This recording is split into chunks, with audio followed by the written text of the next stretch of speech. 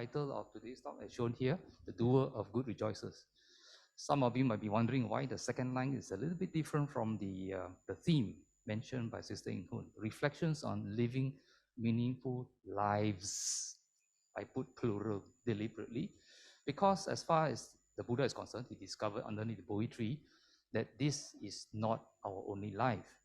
And it's because of that we can not just live meaningful life, this life, but if we do the things right, we lay the foundations for future lives also. So we can do good, develop good habits and realization, so that our future lives, okay, after this life, is also very meaningful and very pleasant. Now, the title is a bit odd. Some of you may come to wonder. Now, just now we recited the 5 precepts, and you know and understand the meaning. The list of 5 precepts talks about don't do this, don't do that, don't do this. So as if they're worried about all the not so good things. But here the title says the doer of good rejoices. So in any practice of don't do, which the Buddha had style of teaching, is to warn us of, or to give us tools or pointers so that we can protect ourselves. That means so that we can have meaningful lives, pleasant lives. So we must stop doing the silly things that hurt us. But the other side also is we have to develop something good. We have to cultivate so we can cement the thing, lay the foundation so that our lives continue. So first, we don't dig our own graves by doing silly things, but after that, we cultivate doing wholesome things. So these are the two-pronged approach which you will find if you read the teachings of the Buddha almost always in any lectures, he will talk about the negative, don't do, to protect yourself, and then to do something wholesome. Okay, usually it's the direct opposite of the things he mentioned, don't do. But in the doer of good, when you do good, there is rejoicing. And in probably later sessions, the doer of good rejoicing. Rejoicing is a key part of our journey along the path for enlightenment. We need to rejoice. The practice of the Dhamma is not to suffer. Don't do this, I cannot have ice cream and all that. You suffer a lot. But then, when you do something wholesome, there is rejoicing. And rejoicing is a factor in which it actually helps us, encourages us, equips us for further efforts to put in so that we can actually achieve what we aim. Okay? And this comes back nicely to this particular aspect. Why do we bother about Buddhism? Because some people say, oh, I was born in the Buddhist family, lah. Okay, I myself included. But more importantly, what for? And the Buddha dispatched the first 60 arahats soon after he taught the first and second sermon. And this is recorded in the Vinaya Pitaka. I presume most of you were familiar that Buddhist teachings are recorded in the Pitaka, the 3 baskets. And one of the baskets, one of the Pitakas is called the Vinaya Pitaka. In the Vinaya Pitaka, there's a large book called the Mahavagga. And this is recorded. Go monks on tour for the benefit of the common folk, the happiness of the common folk, out of compassion for the world, the welfare, the benefit, the happiness of gods and human beings. So why did the Buddha go out? And for the enlightened disciples, he asked them to go out of compassion for everybody else, because they were once the unenlightened people, and they were wandering in samsara, the cycle of birth and death, not just one life, but many life after life after life, wandering and having disappointment, suffering, what the Buddha calls dukkha. But since they became enlightened, they found the answer. And for them, there's no more dukkha in their lives. And the Buddha encouraged them, like the Buddha himself, he goes and teach out of compassion for the world. But teach what for? Is it for them to be rich? No. But it's for our benefit, for our happiness, for our welfare. So the whole drive towards Buddhism, whatever the Buddha has been teaching for 45 years after enlightenment, is for our benefit, happiness, and welfare. You must bear that in mind. So the Buddha approaches many personalities from different angles. No one advice is suitable for everybody. Okay, there's a lot of customization regarding for different people. And when we live a life, we want things to happen in our life. We want this, we want that. So in the sutta called the Ether Sutta, what is welcome or what is desirable in our lives, normal people like us, we want long life. Even Chinese New Year, we offer ampao to the elders and then we wish them long life. We want beauty. For guys, of course, we want handsomeness lah. We want happiness. Happiness from different people comes in different ways. We want fame. We want, if we on passing, we want to be reborn in the heaven. Okay. So these are the famous 5 things which most people want. Of course, many of us want even more. But the Buddha says in this sutta, of these 5 things, House Lord, because he was talking to a lay person, I do not teach that they are to be obtained through prayer nor through wishing. Now, this statement is very important. The whole of the Buddha's teaching, 45 years teaching, the Buddha didn't teach his students to pray, or to wish. So sometimes in other talks, I might not show this, but I'll say, Buddhists do not pray. Then you're wondering, hey, what did we just do? Were we praying? Oh, okay. Then if you look back your dictionary, your English dictionary, whichever brand or you prefer, prayer, one important element about the aspect of prayer is not just a matter of wishing. You are appealing to some power which is very, very high up. In the theistic world, it's called capital G-O-D. Buddhism doesn't care about capital G-O-D. As far as the Buddha is concerned, capital G-O-D, if it exists, also born, live a life, and die, and born again.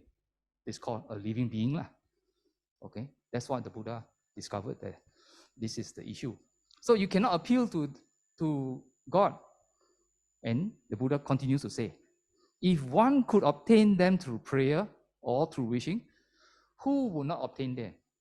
Since the Stone Age, when human beings were chased by meat-hungry T-Rex and whatever else, I'm sure they were praying, hopefully I won't get eaten up.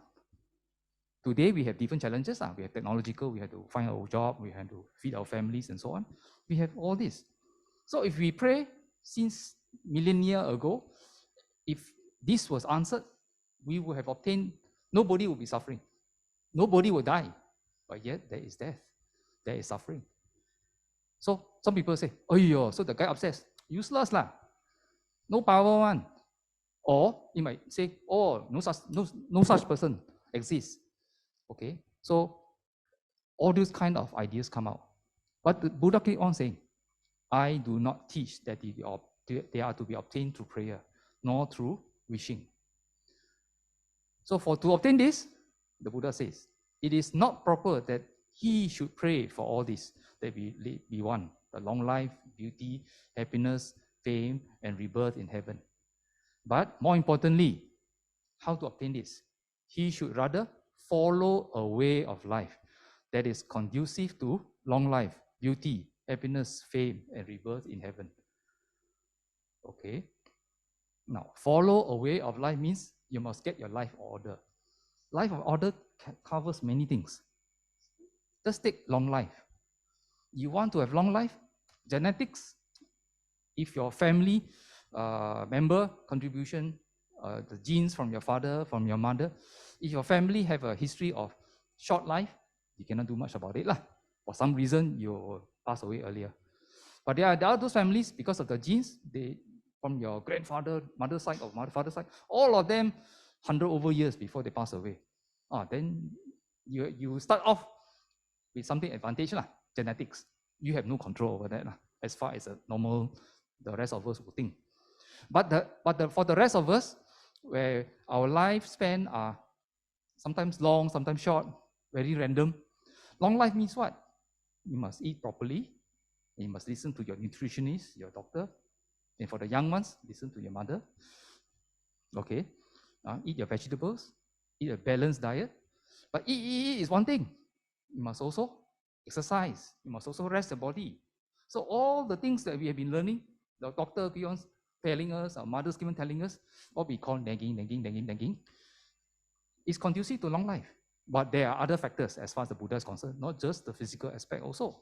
So a lot of these are commonsensical, not so imaginary. Okay.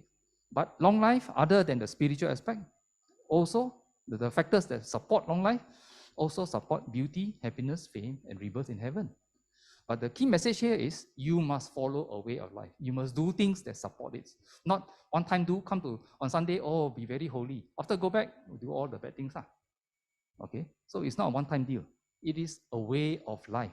It is your how you conduct yourself. And what did the Buddha talk about? Well, the whole of Buddhism is about happiness, our welfare. And this is encapsulated in the Noble Eightfold Path. And in many talks, I keep on mentioning, a path is not to be looked at. A path leads us from where we are now to somewhere. It transports us. Okay? But the only trouble with the path is you must walk on it. So you must do something lah. Not look at it, oh, so nice, the path, beautiful garden, like a Japanese garden or whatever garden. No, it doesn't help us. It makes us feel nice. Oh, it's beautiful. Oh, that's all. Beyond that, we cannot achieve long life, beauty, and all those things. You must walk on it. And walk on it requires steps. So, it is a path. Noble Eightfold Path is a path, which you have to do something. And at the end of it, or at least when you walk along it, it makes us more noble. Being a nice person, being a worthy person, a trustworthy person, and so on. And here, Noble Eightfold Path. It's not Noble Eight Path, not 8 factors which you choose. This one I like to do today, I do lah. That one I do tomorrow. It's not. It's eightfold. It means all 8 come together to support each other. You need to practice all of them, and at different times, sometimes certain factors we practice a bit more intense. It supports other factors along the path. And here, the first 2, right understanding and right thought. Now, right understanding is very, very important. When you get into your car or you go to a bus stop, you must decide where you want to go. You have an understanding, after this stop, I want to go home. That's your understanding. After that is the means of going home. You come by motorbike, you come by car, you must order Grab, or you go to a bus stop. Or, of course, now you have the MRT lah. But MRT also go right and go left. You land on the wrong platform. You want to go to towards KL side. You get on the wrong platform, you go to Putrajaya. Because this is the Putrajaya line. So you might land up in Putrajaya. So understanding is important. You must know what you're doing, the means you're doing, and where you are going. So understanding. Now, once you have wrong understanding, you get to a wrong place. Okay, that a lot of it is not what they call quantum science or whatever. It's common sense. Okay, so once you have the right understanding, what you want to do, how to do it, where you're going, then it directs, it shapes what you think. What is your intention? And from then on, it directs, it affects what you speak, the content of the speech, the way you speak, and so on. It talks about what you do in terms of right action. It affects what kind of livelihood. How do you earn a living? You earn a living by scamming people, by cheating people, or honest livelihood. What? It is, you have to decide. All based on starting off with understanding. And of course, all this going down, you need to put effort. Because when you lead a life, you need to put effort. How to do this, you need to learn skills. First, you must know what are the factors. After that, you need to develop the skills to do something. Efforts required. And once you put in the effort to do what? You do it mindfully. You must pay attention. Okay? And together with mindfulness comes concentration. You must pay attention to those things so that you can lead a life. So all these 8 factors come together to support each other. Nowadays, I'd like to clarify in this list, a lot of people say, oh, you can go and learn mindfulness meditation at this center. Pay some money for don't know what 8-week course, or you can get that. Those kind of mindfulness programs, whether overseas or locally here, what they call, are not rooted in right understanding. They just pick mindfulness. They say, oh, the teacher said, this one is from Buddhism. But unfortunately, if they want to teach right mindfulness in the Buddhist class, in Nalanda or any other Buddhist center, the Buddhist center will always teach it starting with right understanding. Once you have the right understanding, then you concentrate a bit more on mindfulness. Mindfulness is shaped and guided by right understanding. But if you take mindfulness out, forget about understanding in the secular world, not in the Buddhist sense, then you just do mindfulness. Mindfulness to kill also can. No, US Army, they train their snipers to kill mindfully. That's called wrong understanding. But it's mindfulness. So in that sense, it is not perfect mindfulness. It is called wrong mindfulness. Mindfulness to kill. In the Buddhist sense, the Buddha didn't teach any kind of mindfulness. He taught right mindfulness. Why is it right? Because it's rooted in understanding. What is it for? How to do it? What's the wrong way to do it? Which is the right way to do it? What are the consequences if you do it wrongly? What are the consequences if you do it rightly? So some people say, oh, mindfulness in the secular world, the one you pay money, they say, ayo, a lot of meditators kena problem, Some of them kena have benefits. They feel very calm, very what. But there are people, they are having nightmares and all that. Why? Because there's no right understanding. Okay, so beware. So just because there's mindfulness thought or concentration thought somewhere else, if there's no right understanding, it didn't come from the Buddha. So don't blame Buddhism for that. Blame the teacher for teaching you wrong concentration or wrong mindfulness. Okay? So back to the issue. The way to happiness is to walk on the Noble Eightfold Path. A path for you to do something about. It makes you more noble. And the 8 factors that support each other. I mentioned this at the start. The whole of Buddhism is about refraining and cultivation. In the Mangala Sutta, the sutta on blessing, okay, the Buddha talks about refraining from what is unwholesome. What is unwholesome? Things that hurt yourself and hurt other people. And the other aspect is be steadfast in good qualities, or what is wholesome. Be steadfast means do it constantly. First you learn what is it, then after that do it, not one time, but keep on doing. Steadfast means to do it again and again and again. Something which is good, something which is wholesome, which make everybody happy. These are the 2 principles. And you can see this right through the rest of the Buddha's teaching during his 45 years of teaching. Now, when you do things, something happens.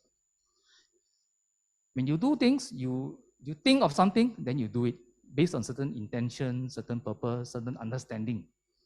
But because of that, you generate certain energies. In Buddhism, most people hear the word karma. The karma, K-A-M-M-A, is Pali, the dialect spoken by the Buddha. Karma is actually, the word karma means action. It's not something magic, The word karma means action. Okay? And that action generates certain karmic energies, what we call karmic energies. The karmic energies, like any other kind of energies, in this case, when we pass away, what happens is that we leave behind our born certificate, we leave behind our Ferrari, we leave behind our Lamborghini, our bungalows, all the money that we have. What do you carry into the next life? The repercussions from our earlier actions, which means what we have done. What we are doing in this life is called karma. What we take is whatever the energies, the echoes, the ripples from the things we did in this life, it affects next life. Not just next life, future lives. Next life is not one more life, We have been around in millennia. So there may be millions and billions of lifetimes before. You don't do anything about it, we continue into the future. Okay? So here the Buddha talks about the effects of karma. He says, I am the owner of my deeds, it means of my actions. So when you do something, you own it. Okay? And heir to my deeds. Heir means you inherit the results from your actions. You did previously, in the previous life, or in this life. Deeds are my womb. Your actions now and previously affect in which family you are born, what you are born as, and so on. You can be born as an insect, you can be born as an animal, you can be born another human being, or you can be born in the what they call Deva world, those planes of existence higher than human. All these 31 levels of existences, which the Buddha discovered, are all temporary. You are born, you live a life, you pass away. The lower realms, lifespan is very short. Okay, the higher up you go, lifespan becomes longer and longer and longer and longer. Okay, so your actions determine what you are born as, where you are born in the universe, and your lifespan and so on. And you're born, live a life, and you pass away, and the whole thing goes round and round. That's why the aspect about being born again and again is called samsara, the wandering of cycle of birth and death. Your actions determine who are your relatives. Who is your father? Who is your mother? Who is your brother? Your sister? Your uncle, auntie? And go further from there. And it also affects your refuge. What is a refuge? In a hot day, you open the umbrella. Umbrella is your refuge. Why? A way to block the hot sun from reaching you so that you don't feel so hot. If it's raining, umbrella also helps. Try to keep you dry. But if the umbrella is not enough, because Malaysian rain is, doesn't fall from the top straight down, it tends to go sideways because of the wind. So you have to run to a shop or building or whatever. That is your refuge. That means run away to a place of safety, of comfort. So your actions determine what kind of refuge you have, what kind of safety place you can run through for safekeeping. Okay. It also affects refuge. It's also Dhamma, because the word Dhamma, you keep on hearing the word Dhamma. Most people translate Dhamma means the teaching of the Buddha. But you go back to the language, Dhamma comes from an ancient root word called Dara. Dara means to support, to uplift, to keep you going. Okay, so if you do certain things that affects, go against the law of nature, in this case Dhamma, what happens? It makes yourself more problematical, your life more unpleasant. So if you are thinking, oh, my life is very bad now, I want to find a way for make it more pleasant. Because of what you have been doing in the previous life and in this life, circumstances block you.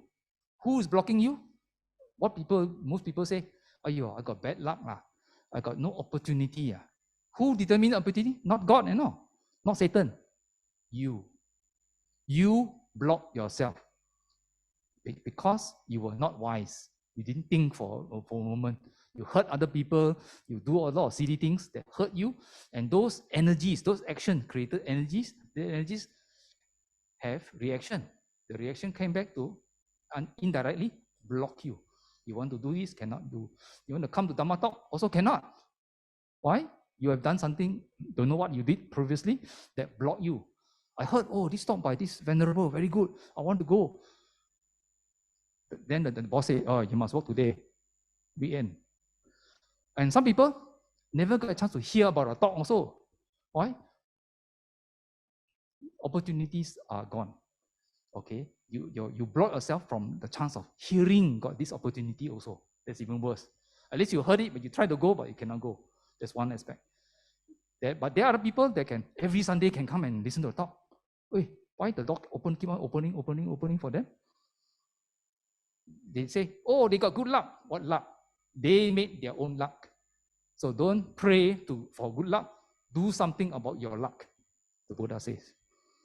So towards the end, I shall be the heir of whatever deeds or actions I do, whether good or bad. So whatever actions you do have repercussions. Now, in this Dhammapada verse number 80, the Buddha said, Ita nandati pecha nandati, papakari ubayata nandati, papankame katanti nandati, biyo nandati, sugating gato. The doer of good delights here and hereafter. So whatever you do, it makes energies. Not all those energies got opportunity to take their effect in this life. Some no chance to take effect, but it's still there. It doesn't fizzle out. They can got chance to take effect in the next life or the next one and the next one. Some of these energies have no expiry date. That one is a very what do you call? For some of us is worrisome lah. If I did something bad, no expiry date. Out of the blue, I'm a nice person. I donate here, I serve here. Suddenly, something not so good happens in my life. They call it, oh, this fellow suddenly become by bad luck. This bad luck could be caused by somebody who have ill intention against them, or they have done something to themselves long time ago. Now their life is very nice. In the midst of good luck, suddenly bad luck hit.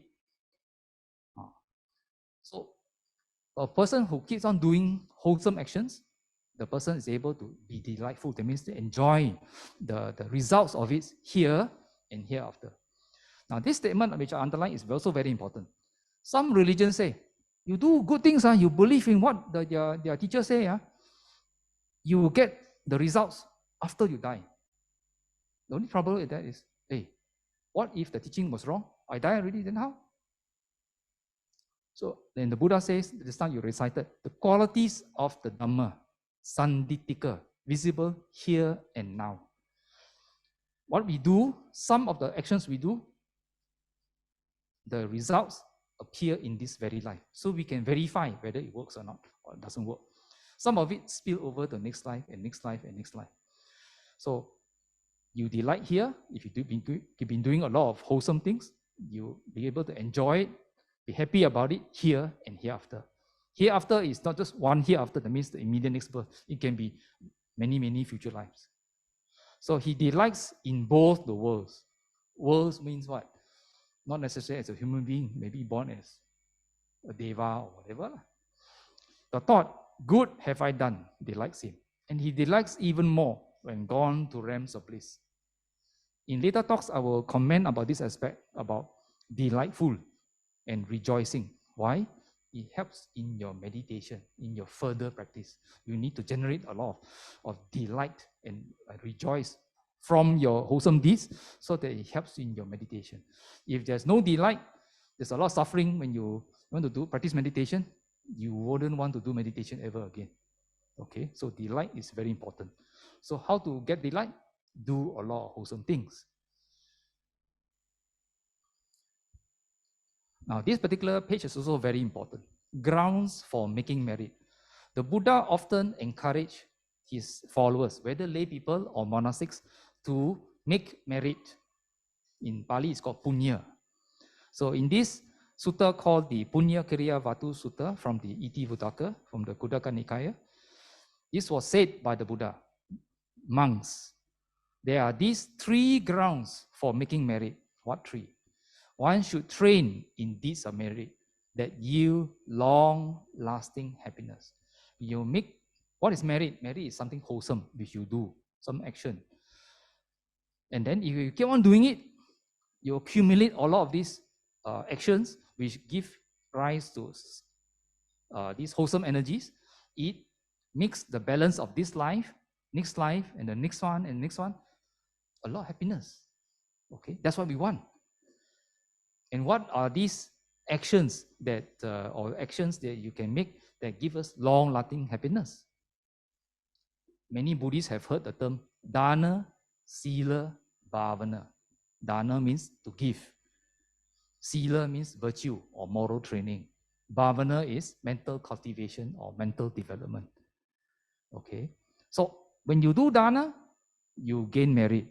When you practice sila, moral training, via the precepts usually, you also gain merits. When you practice meditation or mental development, you also gain merits.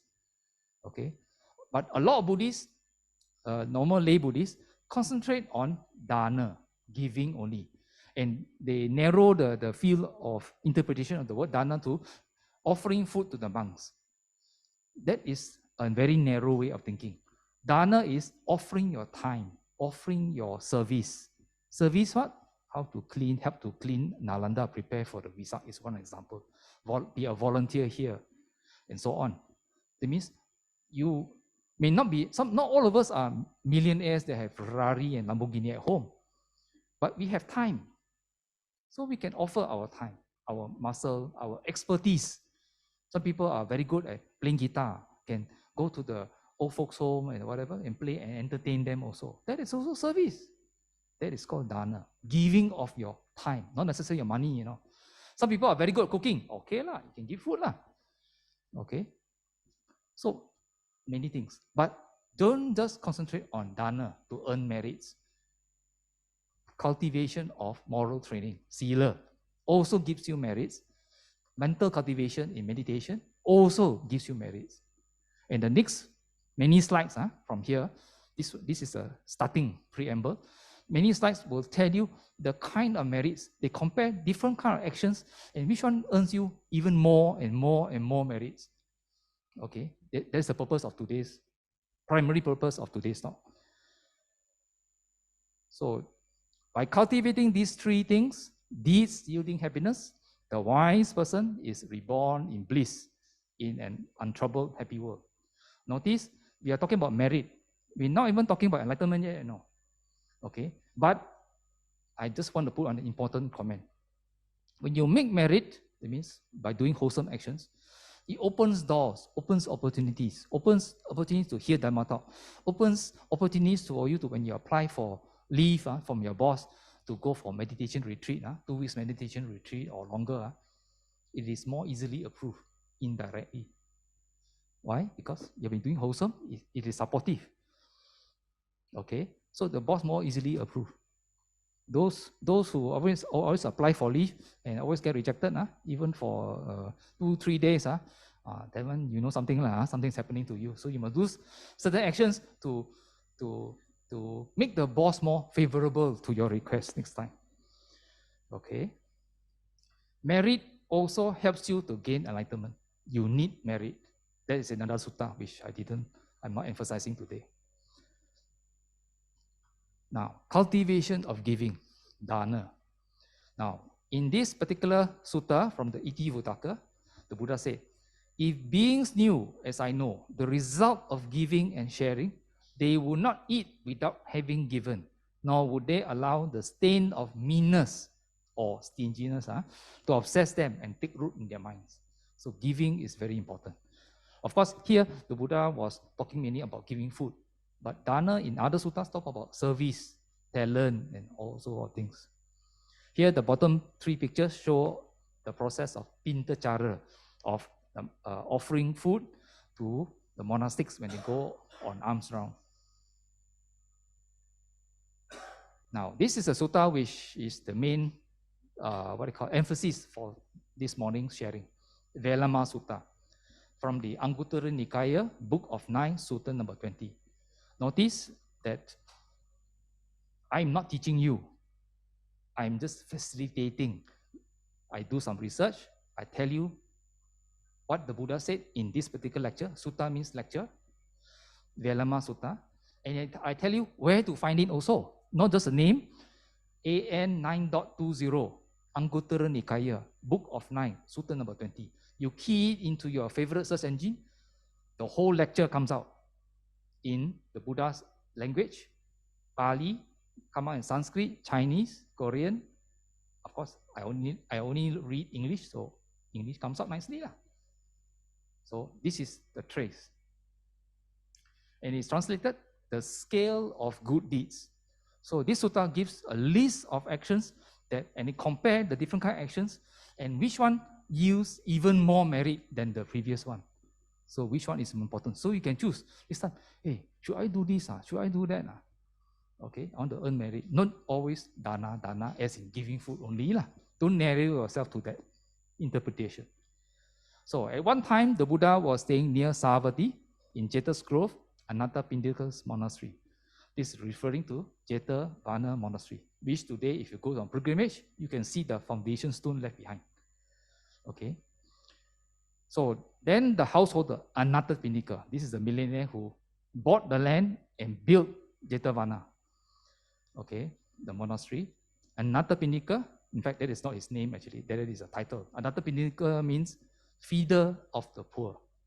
His personal name is Sudatta.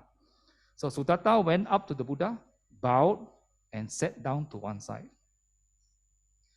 Then the Buddha said, householder, someone might give a gift that's either cause or fine, but they give it carelessly. They give it thoughtlessly, not with their own hand. They give the dregs. What is dregs? I have to check dictionary. I don't know what the dregs. The dictionary told me, sediment that is settled at the bottom of a pot. All the nice one, you scoop, give to other people already. That's called left behind. The one you should normally throw away or whatever. The one you offer to the monks or whatever. These are the dregs. The worst of the worst.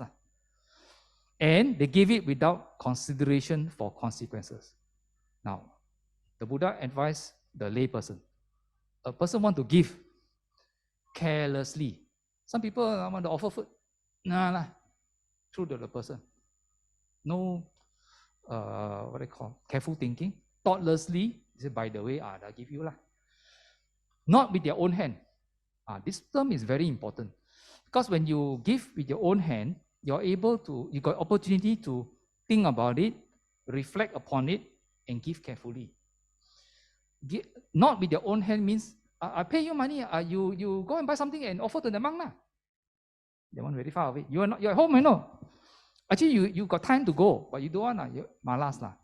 I don't want to go, today Sunday, I want to sleep longer. I pay you money, for Saturday, you buy something, you offer to the monk. Not with your own hand. So the Buddha has something to say about this. So when you give, please come and give personally. Even if you want to give food also, please come and give personally. Okay? This is mentioned already. Now, then whenever the result of any such gift manifests, now because the person gives carelessly, thoughtlessly, not with their own hand, those actions have implications. Now, result of any such gift manifests, their mind doesn't incline toward enjoyment of nice food, clothes, vehicles, or the five refined sense or kinds of sensual stimulation. Some people are very rich, but they don't know how to enjoy their richness. They give, they get good karma. The whole action is good, but because the way they give, they have one karma, they get it back, but they don't know how to enjoy when it comes to them. And their children, wives, bond servants, employees, and workers don't want to listen to them. They don't pay attention or try to understand. So your servants don't want to understand you. So there's a lot of argument. You may be rich, everything, materially, no problem. But nobody wants to listen to you. You have a miserable life. And why is that? Because that is the result of this done carelessly. Now, giving a gift carefully.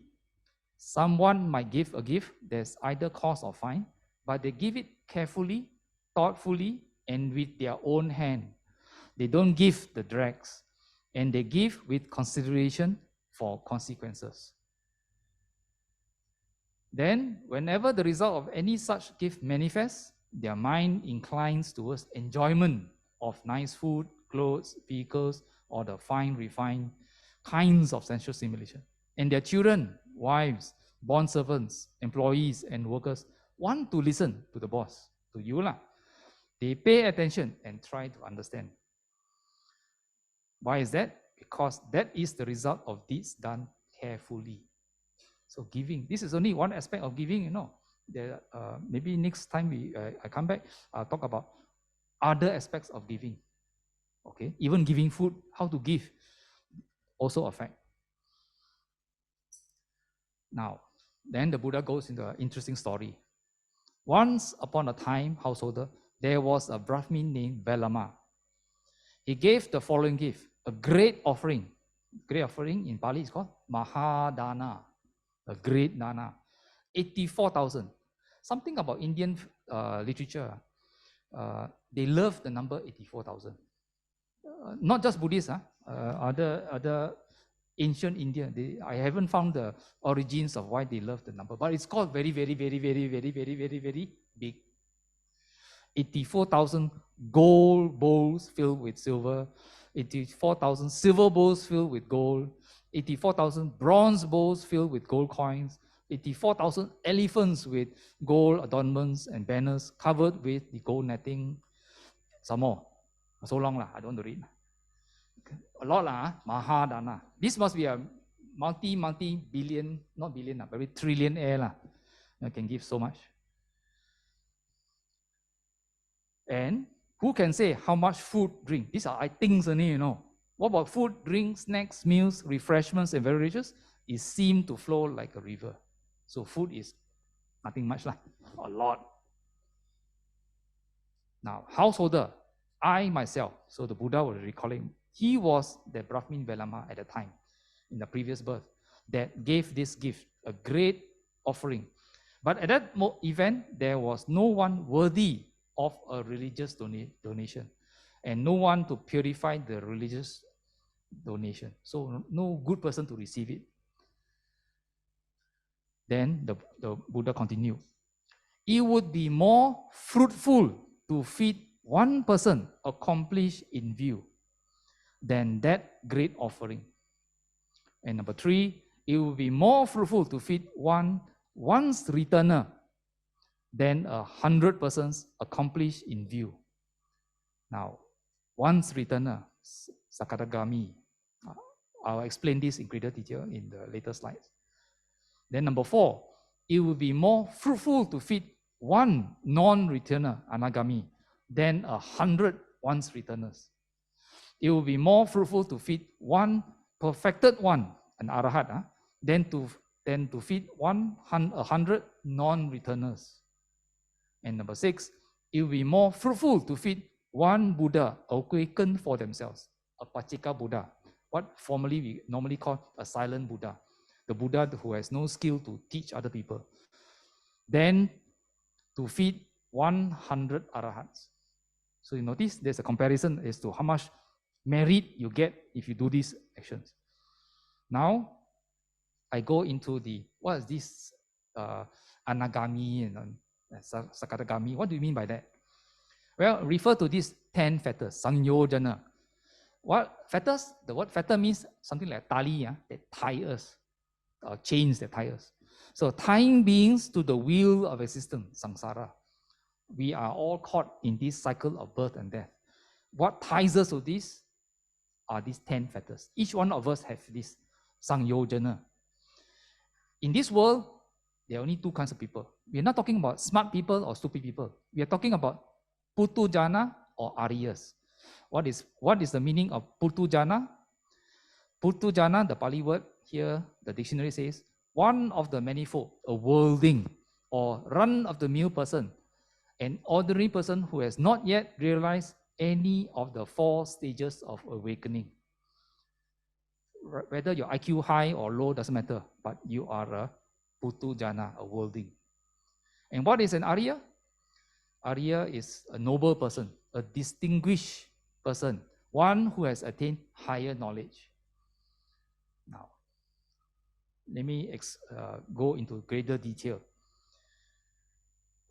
When a person follows the Noble Eightfold Path, there comes a time, if the person has been practicing according to what the Buddha has taught, the person uproots, gets rid of some of the 10 fetters. In this case, here I list 3. The first 3 fetters uprooted, when these 3 things do not affect him, doesn't tie him to the cycle of birth and death, he has transformed himself, changed himself from a Putujana to an Arya, a noble person. And you describe this person who has uprooted these 3 out of the 10 as a person who has attained the stage of Sotapan, or become the first streams winner. Okay. Now the transformation is permanent. It's no such thing as, like some people, they go to varsity, they learn, they get a degree, then they go for master's course, they go for PhD or whatever. Then after some years, I didn't practice whatever they have learned and all that from university, they forgot. Some people say, give back the certificate to the teacher lah. Forgot. So it is reversible. But in this case, it is one-way traffic. Once you uproot the first 3 fetters, you become an Arya. When you become an Arya, there's no such thing as reverting back to become a worldling. It's one-way traffic. And there are certain characteristics. A person who has attained even the lowest, that means only uprooted 3 out of the 10, the person is already destined to become an enlightened disciple of the Buddha. Destined. If he's very slow in practice, not enough energy in the practice, what happens? This person will take at the most 7 more lifetimes, 7 more births, by the end of which the person will become an enlightened disciple of the Buddha, an arahat, in other words. So, to attain Sotapan, you must uproot personality belief, the aspect of I, skeptical doubt. Even with proof also, some people say, oh, I don't believe your proof. But here, they got rid of skeptical doubt. There is doubt, but there is no more skeptical doubt. And clinging to mere rites and rituals, or rules and rituals. Some people say, oh, you must perform this kind of chanting. How many chanting every day? How many times? You must recite this verse 108 times. Very popular number also. 100 times. Oh, must do. Offer also. Must offer oranges. You cannot offer this fruit. Must offer. And arrange oranges in this way. Not that way. Oh, like that very susah. You must also this joystick. Only this kind of joystick from this shop. This kind of smell. And hold it now. Must be this way of holding, not another way of holding. Oh, like that. Laws, rites and rituals. When you cling to this, you're stuck to cycle of birth and death. When you get rid of this, these 3 factors, you attain Sotapan. And if you work on another 2, you what they call tone down, weaken sensuous craving and ill will. Ill will is a kind of hatred. You attain the 2nd stage of stream winning, Sakadagami, that's how I mentioned. And if you are able to uproot sensuous craving or ill will, you uproot it completely, you attain Anagami. Notice, by now, on attaining Anagami, the 3rd stage of stream winning, and there are 4, this is already number 3, you have already uprooted 5 of the 10 fetters. Okay. And Anagami, interestingly, or rather, I backtrack a little bit, Sotapan.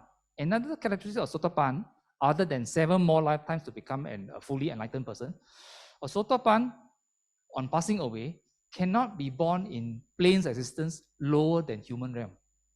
The lowest is called must born as human or higher. And there are 31 planes of existence. You cannot be, definitely we don't want to be born lower than human. Lower than human example are what? Animals, insects, hungry ghosts, hell worlds and all that. Although temporary, but Sotapan exempted from the lower. And where are the human realm? We are number 5 from the bottom.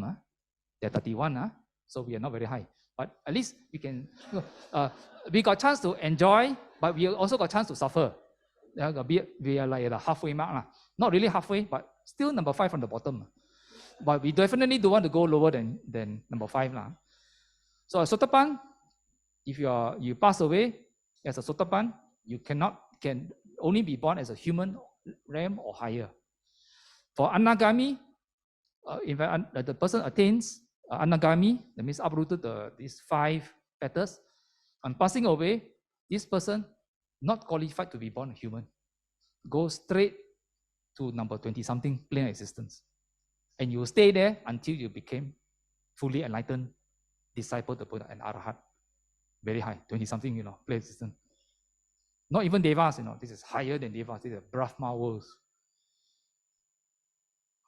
And the balance 5 remaining, craving for fine material existence, craving for immaterial existence, conceit, restlessness, and very importantly, ignorance. When you've uprooted all these, by that time, you've already uprooted the 10 defilements, you attain Arahat.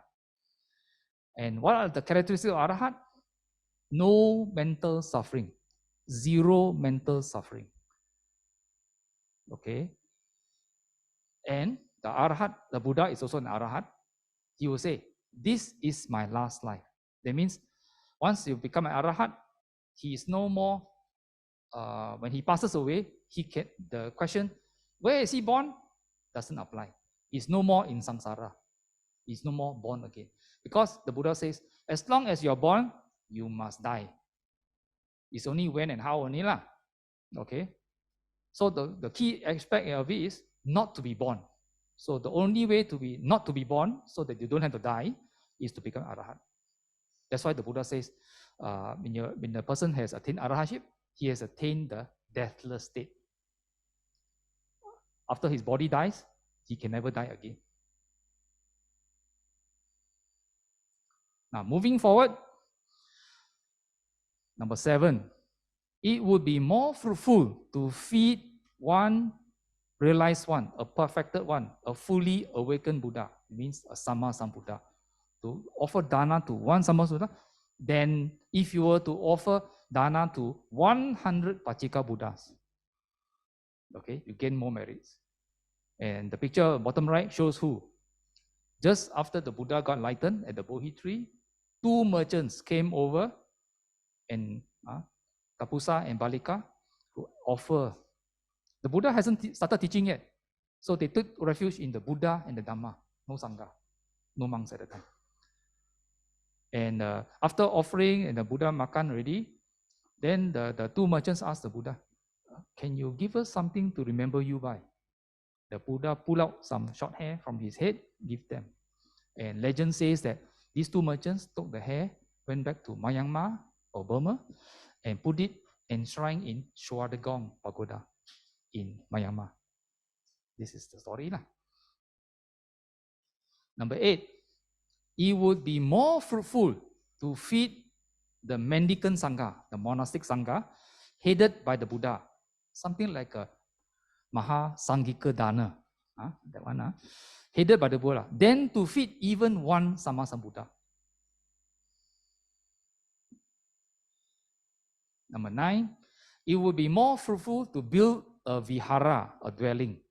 It's not stupa, it's a vihara. Vihara is a place where the monastic people can go in and stay.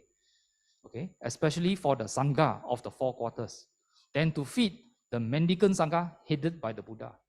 So to build a vihara to house the practicing Sangha is more important than feed and perform a Mahasangika Dana. Why is a vihara important? Because it provides shelter to the practicing members of the Sangha. Like Jetavana Monastery, it helps shade, more cooling and so on. When it's raining, when it's very hot, sun, whatever, the vihara, a dwelling place, helps to shield them. It provides comfort so that they can continue their practice in peace without disturbed by the elements. Number 10, it will be more fruitful to go for refuge in the Buddha, Dhamma, and Sangha. Now, notice, now we are moving away from dana, Dana, even to when the Buddha was alive, offered to the Buddha with all the monks there, building a vihara is more meritorious, earn you more merits than offering that kind of dana. But if you were to conscientiously go for refuge in the Buddha, Dhamma, and Sangha, with the confident heart, means with saddha, with confidence, you earn even more merits than offering dana to the Buddha and the Sangha. That's why I purposely want to share this particular sutta. Okay. Number 11, it would be more fruitful to undertake the training rules. Notice the title, training, Sikkhapada. That means observing the precepts, the training rules. And the first one I mentioned is not to kill living creatures. Panatipata Veramani. The diagram on the right of this is blood donation. Coming this week up, Ananda is organizing blood donation. We offer you the opportunity to cultivate this, to earn a lot of merits, which is higher than offering dana to the Buddha and so on. The bottom one person, a donor, can save up to 8 lives. What is this? Organ donation. You pledge your organs, and if on passing, your body can help to save other people, 8 other lives. Whereas blood donation can save 3 lives. Okay? So these are opportunities open to you, whether you want to do or not. Then, of course, training rules, Sikkhapada. Here, the sutta lists the 5 precepts. Panatipata, Adina Dana, Kamisu Michacara, Musavada, and Sura Mirya Majja Pamadattana. Okay, A to E. So this observance, conscientious purposeful observance of the 5 precepts is even more meritorious than going for refuge in the Buddha, Dhamma, and Sangha. And number 12, heart of love, metta cittang. It will be more fruitful. Now we are moving, not just developing of sila, means moral training by observing the precept. You are moving to the realm of bhavana, mental cultivation. And loving kindness meditation is bhavana. So it will be more fruitful to develop a heart of love than just as long as it takes to pull a cow's under. That means very short while only. Then to undertake the training rules. So even if you practice loving kindness meditation, it generates more meritorious energy than merely observing the 5 precepts. And then you go further in your mental cultivation. Number 13, perception of impermanence, anicca sanyang. It will be more fruitful to develop the perception of impermanence, even for as long as a finger snap, than to do all those things, including developing a heart of love for as long as it takes to pull a cow's under. So this is deeper aspect of meditation. So it means even though you're not enlightened yet, but you keep on doing this, deep meditation up to this level, even more merits generated. So here I open up the opportunity for you to earn merits according to your ability and your energy level. Now here, I summarize all the 13 steps all into this. I'll quickly go through. Okay, you can see one shot. Mahadana. None of our danas that we offered, at least I've attended, whether in various centers or temples or viharas, have come close to Mahadana as Velama has offered. 84,000 of this, 82,000 of that.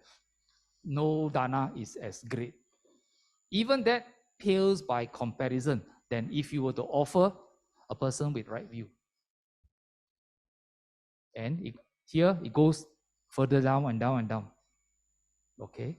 So dana in terms of giving, it is up to what number? Number 8. So number 1 to number 8 generates dana, the action of giving. In this case, feeding a group of people. And number 8 is the highest in terms of giving. To feed the Sangha members, the monastic Sangha, headed by the Buddha. Means Mahasangika Dana. But even higher than that is number 9, to build a dwelling, a vihara for the Sangha's use. And even higher than that, number 10, to go for refuge conscientiously in the Buddha, Dhamma, and Sangha. You are taking action to make your life better. So number 11, undertaking the training rules. In this case, the 5 precepts are listed. If you take more precepts, even better. Number 12, developing loving kindness. And number 13, there's deeper meditation, develop the perception of impermanence. So next time you want to make merit, and the Buddha encourages us to make merit, please be aware of this sutta. Okay, which one should you be doing? Of course, you cannot say, oh, I only do number 12 and 13, the rest I don't want to do. No, you must do a portfolio. But you must say, but some people, I have to admit, in Buddhist temples, there are some people, if you observe, they are Dana king or Dana queen. They rush to offer food to this reverend, that reverend. Only that reverend, The rest of the Sangha, I don't want to offer food. I want to offer this reverend, They have a certain, it becomes a rites and rituals. Not so good. When you offer, you're thinking of the community of monastics. Let them share the food. Some people want to offer robes also. They only, I like that reverend. Everybody like that reverend, give the robes to this reverend. But they forget, when the reverend receives it, he receives it representing, as a representative of the Mahasangha.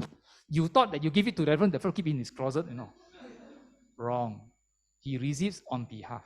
So he keeps in the common pool. When his robes are got lubang here, lubang there, or they need to change, need a new set, then he can go to the cupboard and take lah, and so on lah. So sometimes a lot of wrong understanding in the Buddhist community. So you must be aware what the sutta says, what the Buddha himself said about this. Practicing the Dhamma. So having abandoned bodily misconduct, verbal misconduct, misconduct of mind, and whatever else that is flawed, not having done what's not skillful, and having done much that is skillful, at the breakup of the body, that means on passing away, the discerning person, a wise person, reappears in heaven. Why? The person had been doing abandoned bodily misconduct, abandoned verbal conduct, misconduct of mind, and so on, and cultivated all the wholesome things, as listed out in the Velama Sutta. The person will be, he has done action, he will automatically appear in heaven. Of course, here we use the English word heaven. During the Buddha's time, there is no such thing called heaven. Why? The Buddha discovered there are 31 planes of existence. The closest to we thinking of heaven in the English word, because English is influenced by Christian ideology. But Indian ideology is called, above us is called the Deva worlds. And Deva worlds. And they are very long and very enjoyful. Okay, so we can opportunity to be born there. But if you are a meditator, you can go beyond the Deva worlds, can go towards the Brahma worlds and enjoy even more. Okay, we probably have been there, but now we are here. Now, in another sutta, so a wise person, seeing his own good, he wants to take care of himself, has compassion for himself, seeing his own good, steadfast means he constantly practices this, secures saddha or confidence in the Buddha, Dhamma, and Sangha. One who practices the Dhamma in thought, word, and deed receives praise here on earth. Why?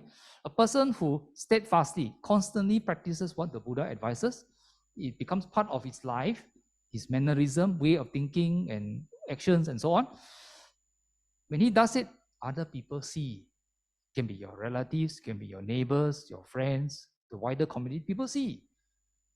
When people see, common sense for other people, they may not be Buddhist, they can be from other religions. They see, this person very calm, very nice person, very charitable, very helpful to the community. They will praise this person. Oh, this guy, right person, the good person. You see, he receives praises on earth. That means here and now you will also get the effect already.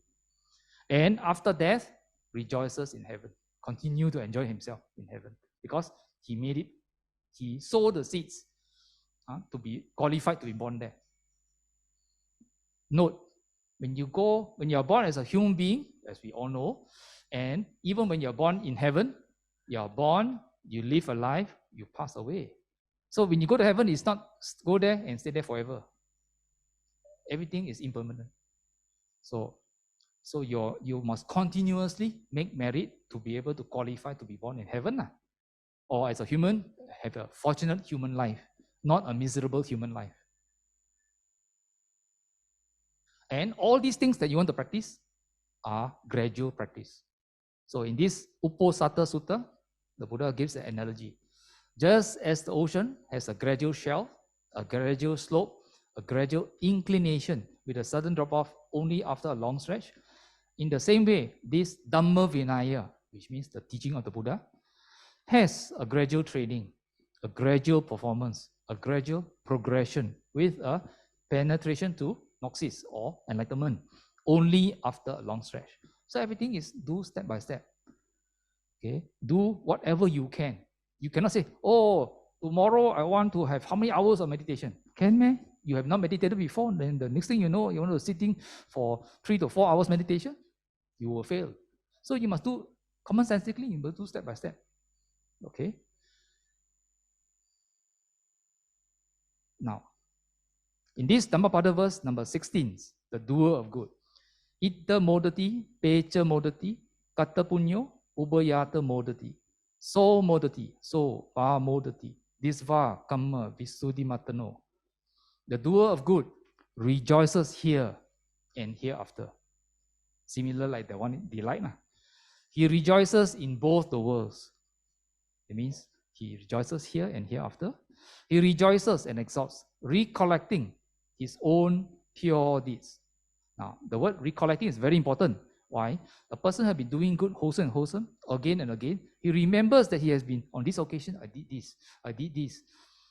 He feels happy, you recollect. It could be something you did 30 years ago. You did something wholesome. You did it mindfully, purposefully, and carefully. You feel happy. You rejoice over what you did because you remember.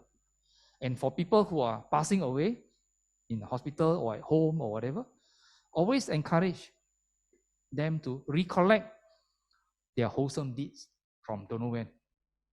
If they have been doing it mindfully, not carelessly, doing mindfully, purposefully, they will remember. When they remember, there will be a smile on their. And in some cultures, like in Sri Lanka, they take the trouble to write in the exercise book, Today I did this. I offer dana at this temple. Write down. Why they write in the exercise book? When they are about to pass away, they ask the relative, please read it out to me so that it help me to remember. Okay, so we can do it for ourselves. Maybe we can feel happy. Don't have to be when you're about to die only you remember. No, anytime. When you feel happy, it helps you to calm down. In other suttas, which another session I will share, when you feel happy by recollecting your good actions, you feel happy, it calms you down, it prepares your mind, and you can go deeper in concentration. It helps you with your meditation. Some people wondering, oh, meditation, my mind jump here, jump there, how? One of the reflection is reflecting on what you have done, wholesome things you have done. One of the method to calm you down so that you can have a good meditation session. So next time we meet, we will have further reflections on the doer of good. That's the end of this morning sharing. Saddamo jirang titatu. May the good doctrine long endure. Sabbe satta sukhi hontu. May all beings be happy.